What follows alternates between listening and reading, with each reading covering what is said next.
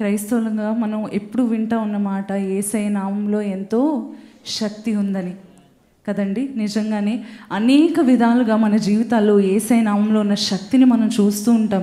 ఎప్పుడైనా రాత్రి వేళ భయం వేసినప్పుడు ఏం చేస్తామండి?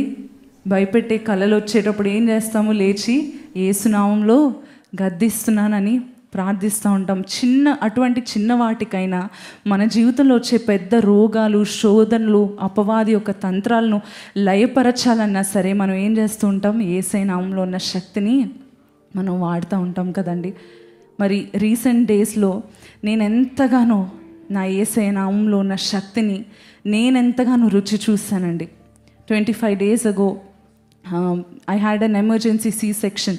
నాకు ఎమర్జెన్సీగా సిజేరియన్ చేయవలసిన పరిస్థితి. అయితే ఆ టైంలో ఈ సాక్ష్యం అంతా చెప్పడానికి ఇప్పుడు సమయంలో లేదు. మరి రానున్న రోజుల్లో నేను మా బాబుని తీసుకొని వచ్చి ఈ సాక్ష్యం చెప్పాలని అనుకుంటున్నాను. అయితే ఈ ఒక్క మాట నేను చెప్తానండి. కరెక్ట్గా ఇంత ఎమర్జెన్సీ C-section అయిన తర్వాత బేబీ హార్ట్లో ఏమైనా ఇష్యూ ఉండొచ్చేమో, సో ఫీటల్ ఎకోకి తీసుకెళ్దామని చెప్పి వేరే హాస్పిటల్కి తీసుకొని వెళ్తూ ఉన్న సమయంలో బయట అంబులెన్స్ సౌండ్ వినిపిస్తూ ఉంది.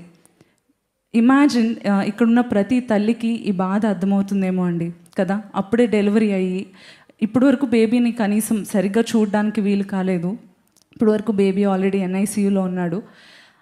మరి ఆ సమయంలో you're still waiting for your baby to come in to your arms. Baby ఇంకా చేతిలోకి రావడానికి ఎదురు చూస్తున్న సమయంలో వేరే హాస్పిటల్కి షిఫ్ట్ చేయాలేమో, ఇంకా ఏదైనా సీరియస్ ఇష్యూ ఉందేమో అన్న సమయంలో మరి బేబీని బయటికి తీసుకెళ్లారు. నేను ఇంకా లేచి నడవలేని పరిస్థితిలో ఉన్నాను. అయితే బయట అంబులెన్స్ సౌండ్ వస్తుంది. అది నాకు తెలుసు, నా బేబీని అందులో తీసుకొని వెళ్తున్నారని. నాకు ఎంత హృదయము, నా వేదన నేను మాటల్లో చెప్పలేనండి. నా వేదన నేను మాటల్లో చెప్పలేను. అపవాది ఆ సమయాన్ని ఎంతగానో వాడుకోవడం మొదలుపెట్టాడు.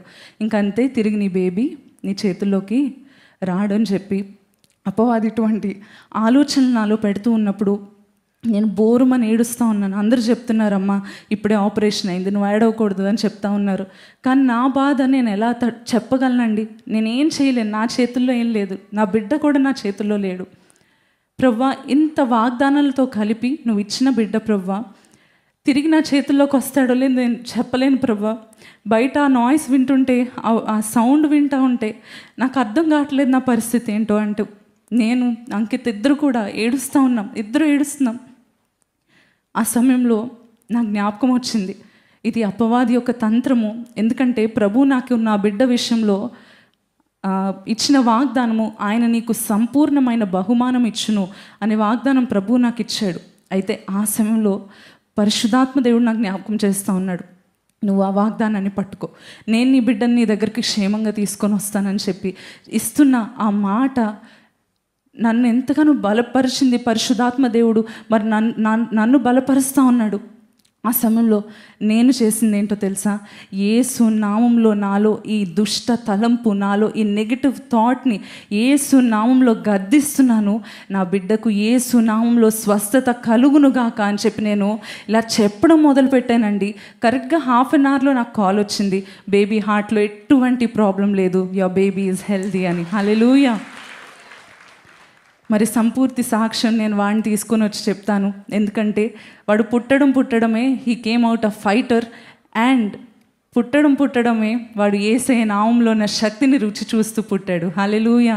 అందును బట్టి నా దేవుని నేను ఎంతగానో స్తుతిస్తున్నాను, నా దేవుని ఎంతగానో మహిమపరుస్తున్నాను.